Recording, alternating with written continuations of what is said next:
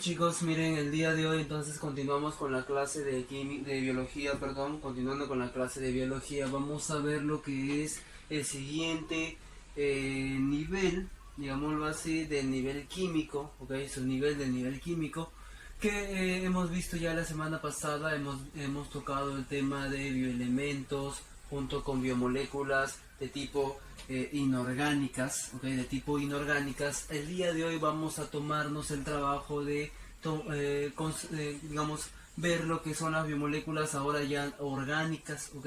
Orgánicas, vamos a empezar con una de ellas que es muy importante, los azúcares o glúcidos, ¿ok? Pero para eso primero debemos entender o repasar o recordar lo que es una biomolécula de tipo orgánica. Una biomolécula de tipo orgánica es aquella biomolécula que es un compuesto hecho a base de bioelementos, ¿ok? Compleja, muy compleja, mucho más compleja que las inorgánicas y que presentan básicamente lo más importante entre todo es que presentan este tipo de enlaces. Esa es la gran diferencia entre orgánica e inorgánica. Presentan un enlace de tipo carbono-carbono, ¿ok?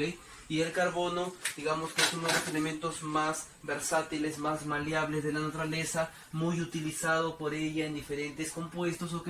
Así que, por ende, también estas biomoléculas son muy versátiles, maleables y pueden formar muchas moléculas distintas con la misma cantidad de carbono, solamente alterando un poco el orden, ¿ok? Y tienen una función principalmente metabólica, ¿ok? Metabólica. Tenemos las 4 biomoléculas orgánicas que ya te mencioné la vez pasada, que son glúcidos, lípidos, proteínas y ácidos nucleicos. Glúcidos, lípidos, proteínas y ácidos nucleicos, ¿ok? Los 3 primeros te sirven principalmente para darte energía, ¿ok? Sobre todo en este orden. Y el último no te va a dar energía, sino que solamente te da o te ayuda en el proceso de información, ¿ok? Por ejemplo, ¿no? Digamos que tú vas a tener estas 4 biomoléculas en tu cuerpo, ¿no? Glúcidos, lípidos, proteínas y ácidos nucleicos.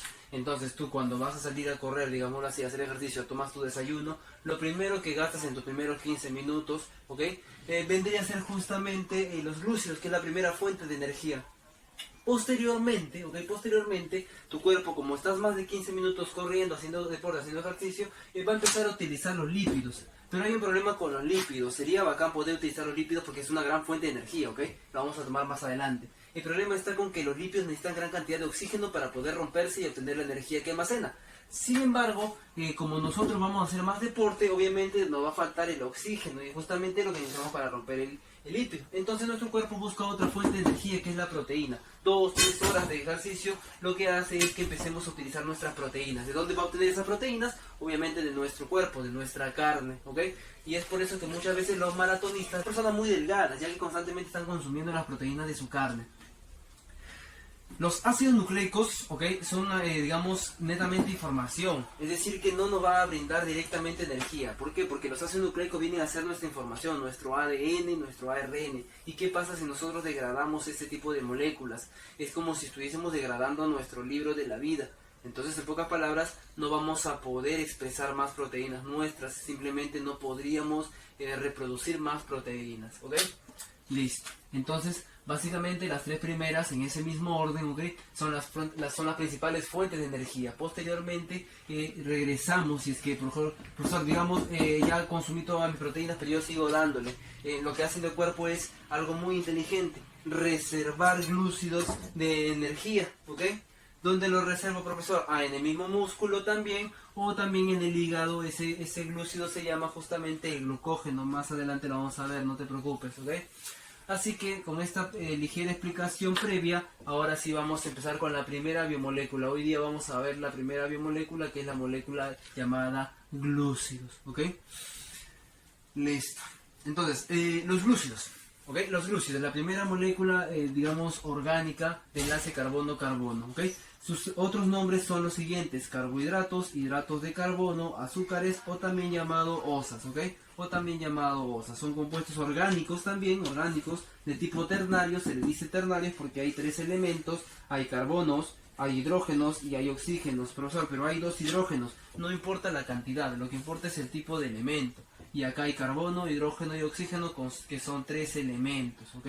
La cantidad no importa, lo único que sí que tienes que saber es que siempre está en esa relación de un carbono, dos hidrógenos y un oxígeno, y obviamente todo eso va a cambiar, digámoslo así, va a variar dependiendo de la cantidad de carbonos que tenga, ¿ok?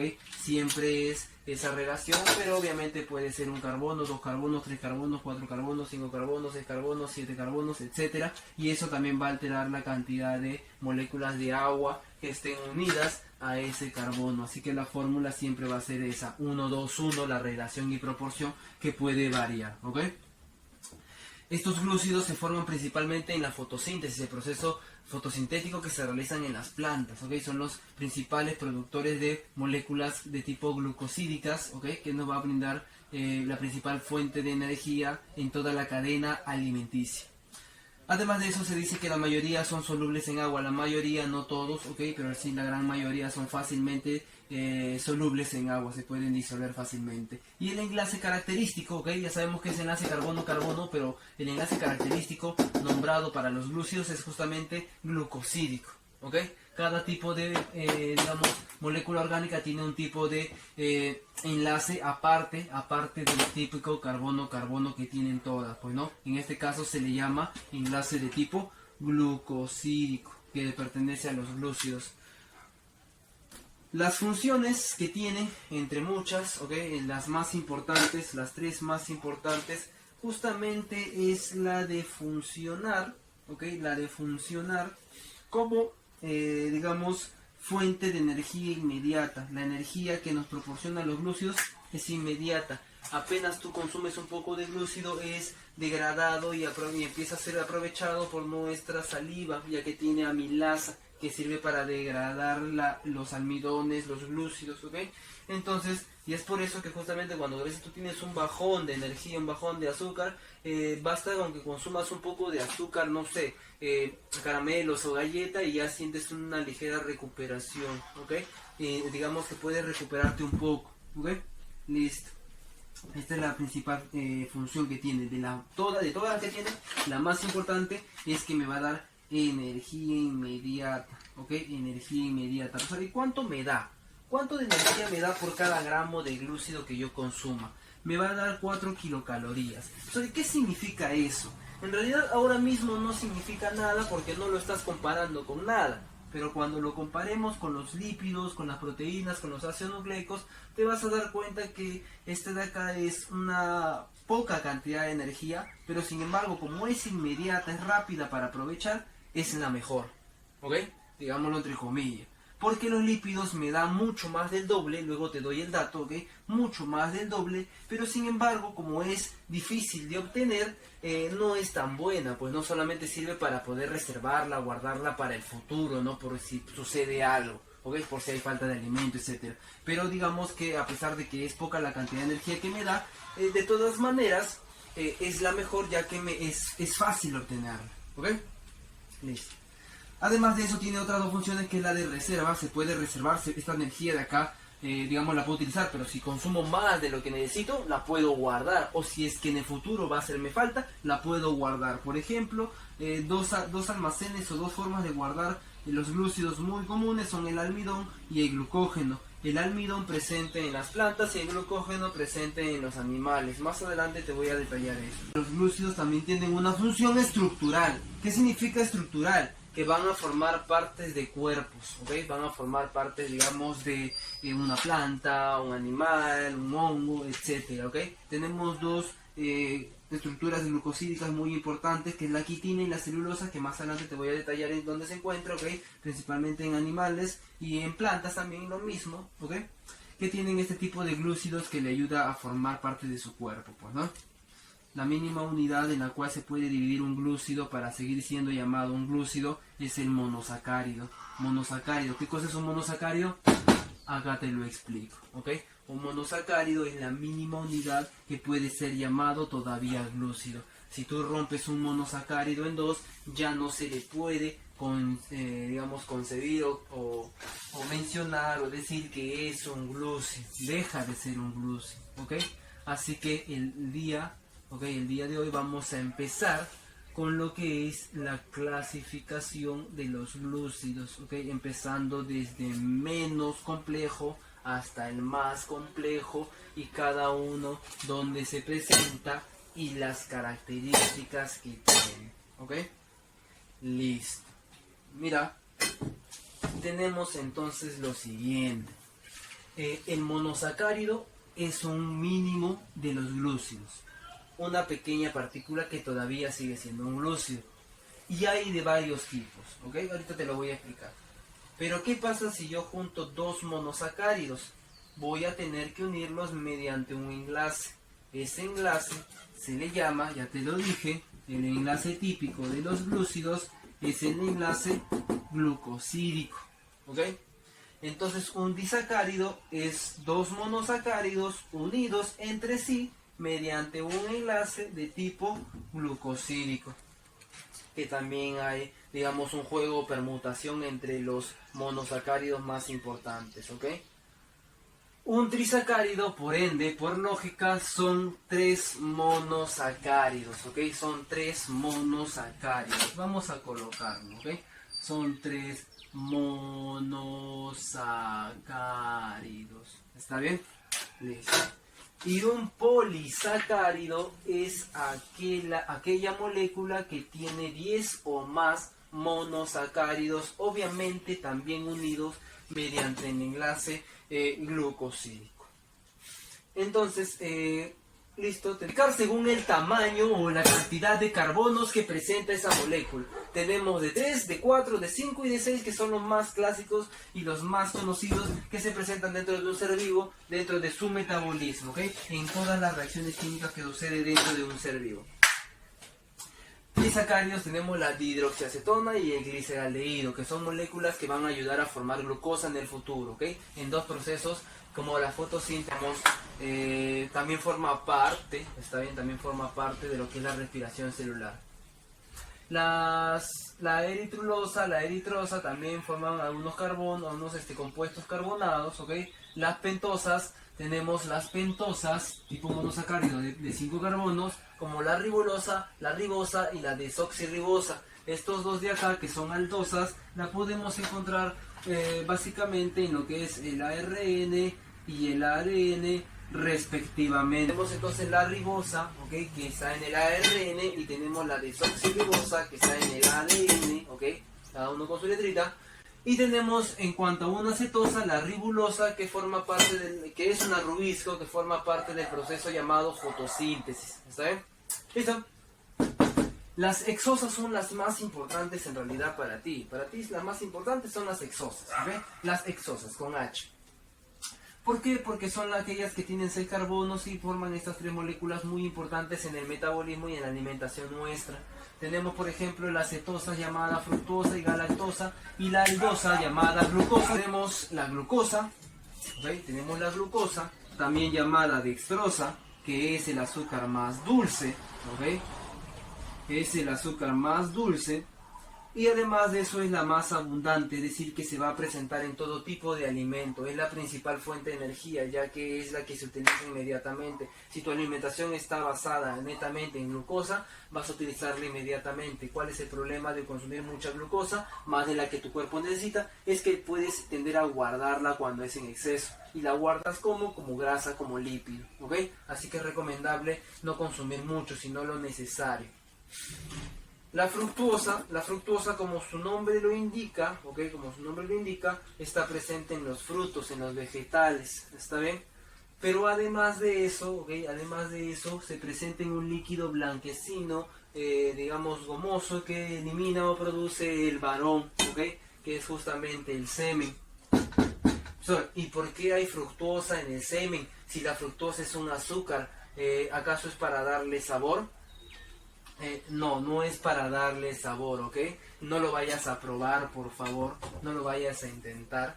¿Está bien? La fructosa lo que hace, al ser un azúcar que brinda energía, es darle energía a una célula que se encuentra en el semen, que es el espermatozoide, ¿ok? El espermatozoide es una célula que no puede producir su propia energía, ya que es muy pequeña. No tiene ciertas organelas que le brindan energía. Entonces lo que hace es utilizar la energía proveniente de un líquido que está a su alrededor, que es justamente el semen del varón, que tiene gran cantidad de fructuosa, que es un azúcar pero no es tan dulce en sí, ¿ok? También llamado lebulosa, ¿está bien? ¿Y qué tiene que ver la piña, me dirás? Esa es una pregunta que te puedo responder en privado. Listo. Entonces, tenemos la galactosa, que es la tercera más importante exosa de tipo monosacárido, ¿ok? La galactosa se encuentra principalmente en productos lácteos. Todos los lácteos tienen galactosa unido a algo más, que ahorita lo vamos a ver más adelante, ¿ok? Así que por favor, te pido, mira, te estoy resaltando esto, te pido por favor que te estudies estos tres sí o sí, ¿ok? Porque es básico en cualquier examen. ¿Okay? No necesito que sepas si cetosa o aldosa, quizás sí un poco, pero no tanto. Pero sí al menos esto de acá, ¿ok? Listo. Entonces ahora continuamos con los disacáridos. Disacáridos son dos monosacáridos, cualquiera de estos tres, porque son los más importantes, las exosas, digamos en un juego, ¿ok? Podemos jugar con ellos, combinarlos como tú quieras, glucosa con glucosa, fructosa con glucosa, no sé, ¿ok? Y justamente eso es lo que me va a dar los disacáridos más importantes que hay, que son tres. Los disacáridos más importantes que hay son los de tipo maltosa. ¿Y qué cosa es una maltosa, profesor? Son dos monosacáridos. ¿Y esos dos monosacáridos cómo son, profesor? Son glucosa con glucosa. Es decir, que si yo combino una glucosa con una glucosa, me va a dar principalmente una maltosa. ¿Y dónde encuentro yo, profesor, la maltosa? Lo encuentro en la malta, en la cebada, en la cerveza, en el lupus, ¿ok? En el malting power, por ejemplo. Es una glucosa unida a otra glucosa, ¿ok? Con un enlace simple alfa de tipo 1,4. En realidad lo que a ti te importa es que sea alfa, porque eso indica que es un enlace simple, fácil de romper.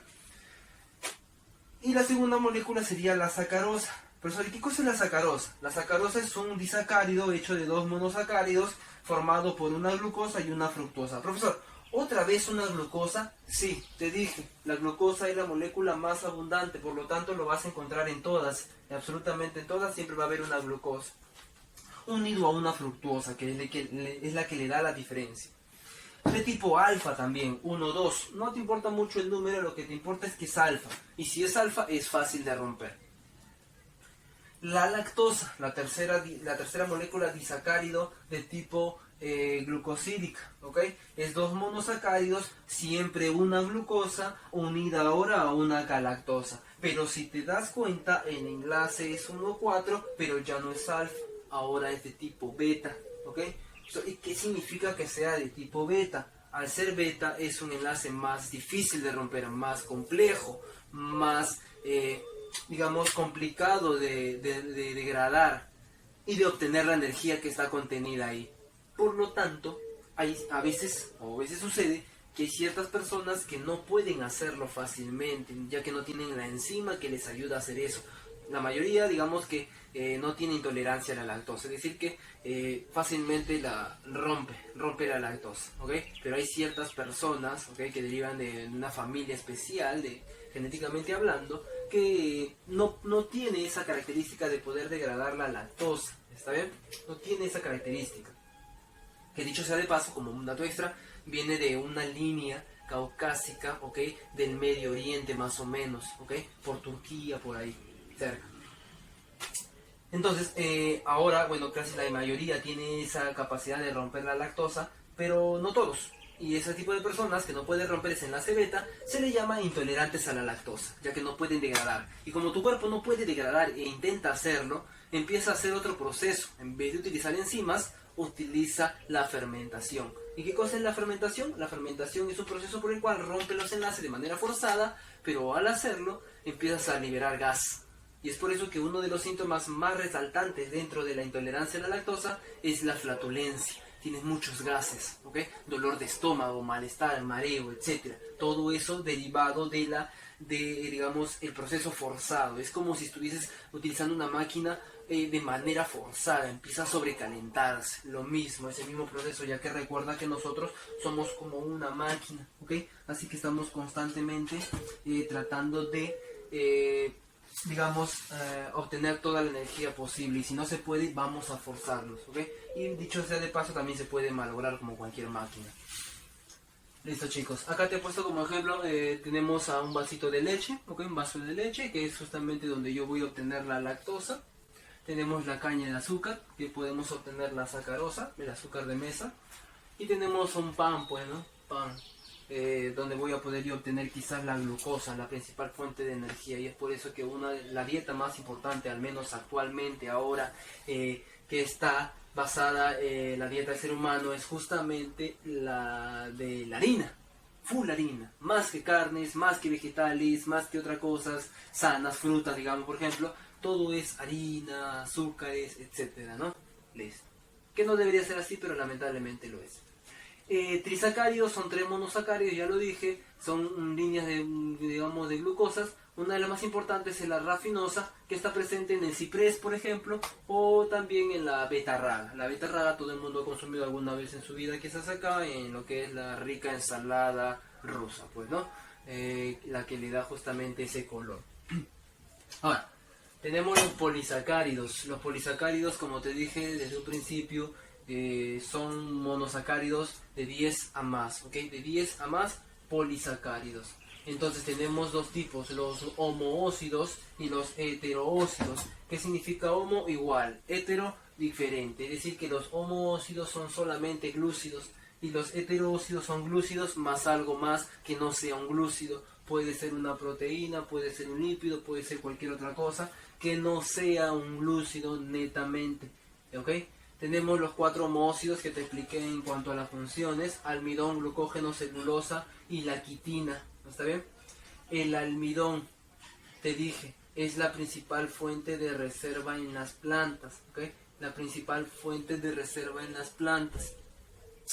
Y está hecha de 2 submoléculas, que es la amilasa y la amilopectina. La amilasa tiene una forma como un resorte helicoidal, mientras que la amilopectina es como una ramificación, es lineal, como ramas que se enmarañan junto con el helicoidal. La amilasa está presente en un 20%, la amilopectina está presente en un 80%. Este dato en verde es un dato extra para ti, ¿está bien? Si quieres tener más nivel, pero si no, te basta y sobra con saber que el almidón se encuentra en las plantas, ¿está bien? Se encuentra en las plantas como reserva energética. Más exacto lo podemos encontrar en la raíz o en el tallo, en plantas que vivan en ambientes muy complicados, muy difíciles, como por ejemplo la papa, la yuca, el camote, el oyuco, que viven en la sierra, donde el ambiente es de pocos nutrientes, seco, ¿ok? Por lo tanto, la planta empieza a guardar toda la energía posible, no se puede dar el lujo de utilizarla de inmediato, entonces lo reserva como almidón en las raíces o en los tallos, pues, ¿no? Listo. El glucógeno sirve para lo mismo, que es una reserva, pero ahora en organismos que tienen un mayor movimiento, ¿ok? Como los hongos y los animales, ¿está bien? Los hongos lo presentan en todas sus células, mientras que los animales principalmente lo reservan en el músculo y en el hígado, pues, ¿no? El hígado es uno de los órganos más importantes que almacena glucógeno. ¿Y qué cosas son glucógeno, profesor? ¿Qué cosa es una molécula de glucógeno? Una molécula de glucógeno es un polisacárido hecho de varios monosacáridos. El principal, digamos la base de la formación de glucógeno, es justamente la glucosa, ¿ok? Así que lo que hace nuestro cuerpo es simplemente utilizar el glucógeno rompiéndolo para obtener glucosa. Y al obtener glucosa yo voy a obtener energía, que es lo que yo necesito. ¿Y cuándo utilizo ese glucógeno, profesor? Cuando estoy en un ejercicio extremo. Como te dije en el ejemplo al empezar, si yo salgo a correr, utilizo mis glúcidos, lo que me alimento inmediatamente. Luego paso a mis lípidos. Una vez que paso a mis lípidos, como no tengo suficiente oxígeno, paso a mis proteínas, a mis músculos, a mi carne. Y si yo sigo así constantemente, obviamente mi peso también se va a reducir. Pero en el momento, hablemos del momento. Si yo necesito más energía y mis músculos ya están al límite, lo que va a hacer mi cuerpo es obtener otra fuente de energía de reserva, que es justamente el glucógeno que está en mi hígado. Y empieza a romper mi célula del hígado con el afán de obtener el glucógeno para obtener luego glucosa y obtener energía. ¿Ok? En pocas palabras, profesor, usted me está diciendo que mi hígado se empieza a romper, se empieza a degradar. Sí, se empieza a degradar. Y es por eso que se siente ese llamado hincón cuando uno, digamos, está en su límite, pues, ¿no? Y obviamente también depende de la práctica que tengas, pues, ¿no? Si no eres un deportista y sales a correr de la noche a la mañana y decides hacer muchos kilómetros de caminata o de corrida, no vas a durar nada. Inmediatamente tu cuerpo va a reaccionar, va a buscar otra fuente de energía ya que no está acostumbrado. Va a decir, ¿qué? ¿Está haciendo ejercicio? ¿Qué le está pasando?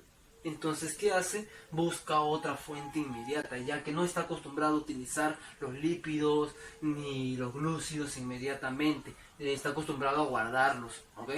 Listo. Ahora, también tenemos otras moléculas que son ahora de naturaleza estructural, ¿ok? Que forman parte del cuerpo. La celulosa en pared celular en las plantas y las algas, ¿ok? Forman parte de la pared celular de las algas y las plantas, que les sirve para justamente poder crecer, pues, ¿no? Poder obtener un tamaño adecuado. Dime tú, ¿las plantas tienen esqueleto? No propiamente dicho, como lo conocemos, pero sí tenemos lo que es el esqueleto hecho a base de celulosa que está en cada una de las células, que le da la dureza, que junto con otras moléculas como la lignina, ¿ok? Pero ese es otro tema. La quitina también forma parte de la pared celular, pero ahora de hongos, ¿ok? Los hongos, digamos que pueden crecer, pueden obtener un determinado tamaño, pero ¿cómo hacen para no caer, para no ser tan flexibles? Es que tienen una estructura dura y rígida, que es la quitina en su pared celular.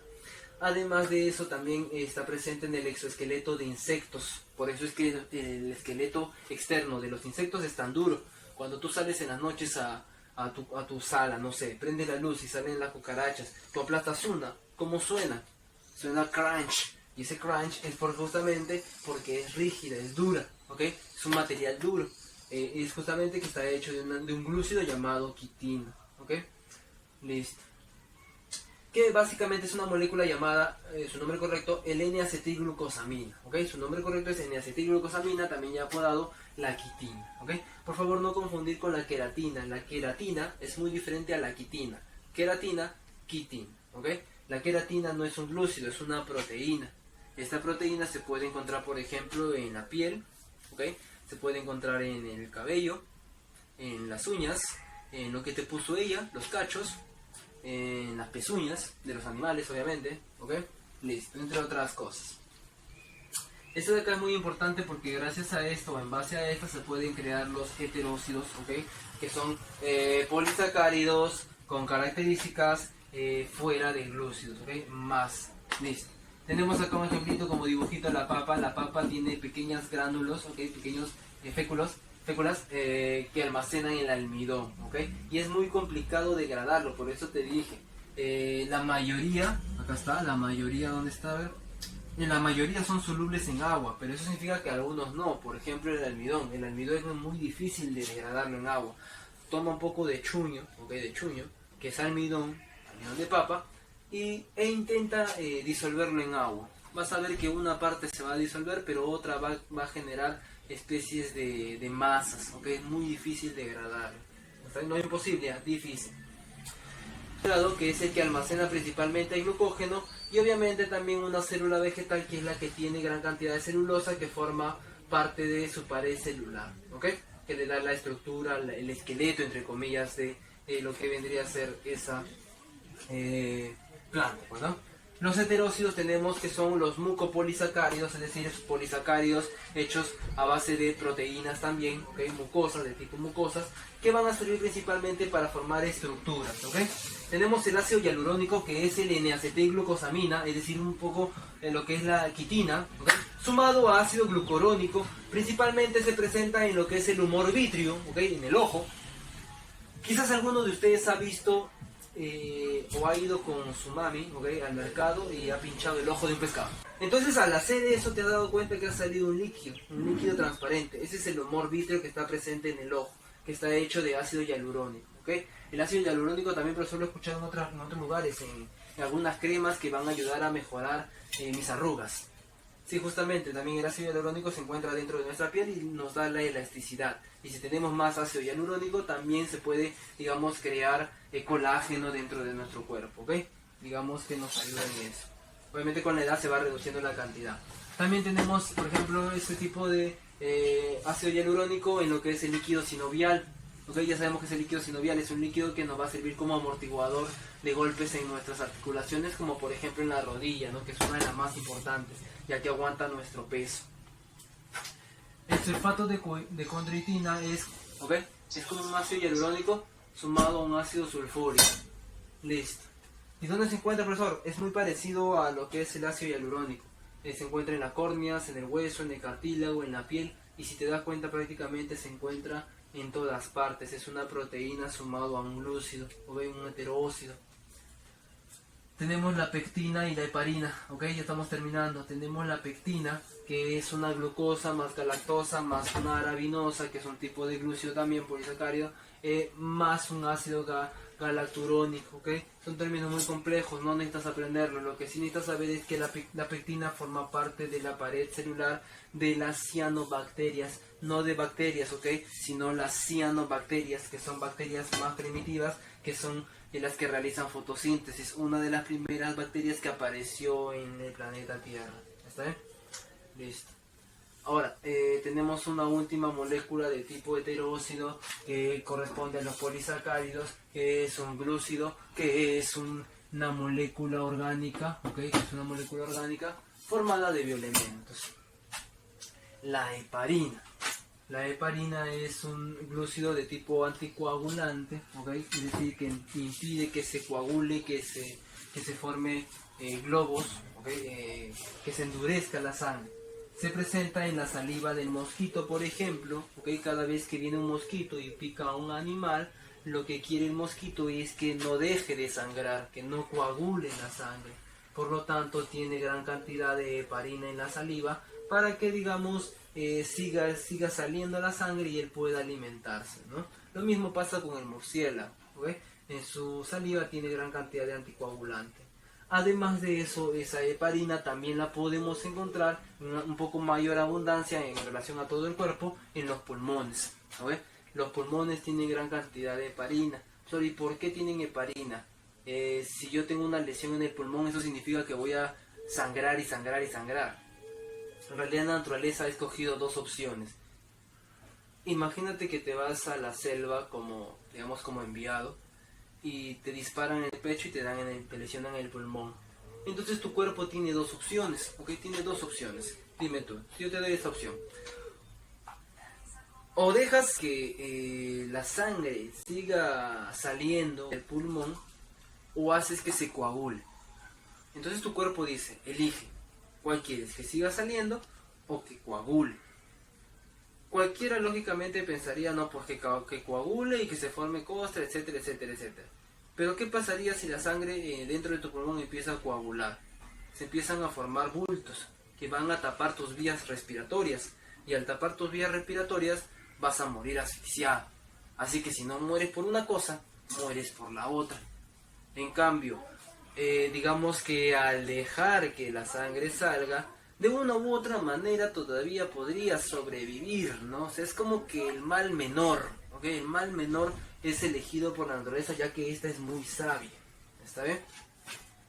Y entonces es justamente por eso que la heparina es tan abundante en lo que vendría a ser los pulmones, pues, ¿no? Listo, chicos. Como a modo de repaso, porque yo sé que te gusta que te repasen. Tenemos entonces que los seres vivos estamos formados por bioelementos que son elementos orgánicos, es decir, que tienen una función biológica importante dentro de nuestro cuerpo. Estos bioelementos son aproximadamente 27, ¿está bien? Ya sabemos, primarios y secundarios, de mayor importancia a una menor importancia, digámoslo así entre comillas, y además en cantidad, depende mucho de la cantidad. Además de eso tenemos que los elementos o bioelementos forman las llamadas biomoléculas, ¿ok? Y estas biomoléculas son de dos tipos, las inorgánicas y las orgánicas. Las inorgánicas sin enlace carbono-carbono y las orgánicas con enlace carbono-carbono. Las inorgánicas teníamos tres: agua, sales y gases. El agua, medio ideal de vida para que reaccione químicamente cualquier compuesto y pueda obtener energía. Sales. Las sales sirven para la homeostasis, para poder regular tu pH. Y gases sirven justamente para poder obtener esa energía o entregar esa energía, ¿ok? Para formar compuestos o no, o degradarlos, etc. Dos procesos importantes que se utilizan con los gases, la respiración celular y la fotosíntesis, la hemos visto. Y las biomoléculas orgánicas, para el otro lado estamos ahora, son aquellas que sí tienen carbono-carbono. Tenemos 4, glúcidos, lípidos, proteínas, los cuales estos 3 primeros me van a dar energía, y los ácidos nucleicos, que están básicamente abocados a lo que es el envío de información. Teníamos que los glúcidos, el dato más importante es que es un carbono más agua N veces, de tipo ternario, ya que está hecho de 3 elementos, carbono, hidrógeno y oxígeno, ¿ok? No te importa la cantidad. Además de eso, tenemos que saber que el enlace es glucosídico, que la energía que me da es de 4 kilocalorías, ¿ok? Y que la mínima unidad se llama monosacárido. Tenemos los monosacáridos, para ti esto de acá es muy relevante, pero lo más importante es glucosa, fructosa y galactosa. Glucosa en todos lados, fructosa en los frutos y el semen, y la galactosa en los lácteos. Disacáridos, maltosa, sacarosa y lactosa, ¿ok? La maltosa, malta, la sacarosa, frutos y el azúcar, y la lactosa en los lácteos, ¿ok? Recuerda que la lactosa es difícil de degradar y genera la intolerancia. Trisacáridos, rafinosa, que se encuentran principalmente en la beta-raga. Polisacáridos tenemos el almidón, el glucógeno, la celulosa y la quitina. Los otros son un extra, ¿ok? Los otros son un extra. Lo más importante para ti son estos 4. Almidón en plantas, glucógeno en animales y hongos como reserva ambos. La celulosa, ¿ok? Tenemos la pared celular en plantas y algas, ¿ok? Y la quitina también estructural, pero en animales como los insectos y en los hongos. Y de todos los heterócidos, el más importante es la heparina, pues, ¿no? Que es un anticoagulante como en la saliva de mosquito, ya te dije cuál es la razón, y también dentro de nuestros pulmones. Chicos, entonces esto vendría a ser la clase de glúcidos, y espero que les vaya bien esta semana, y nos vemos la siguiente.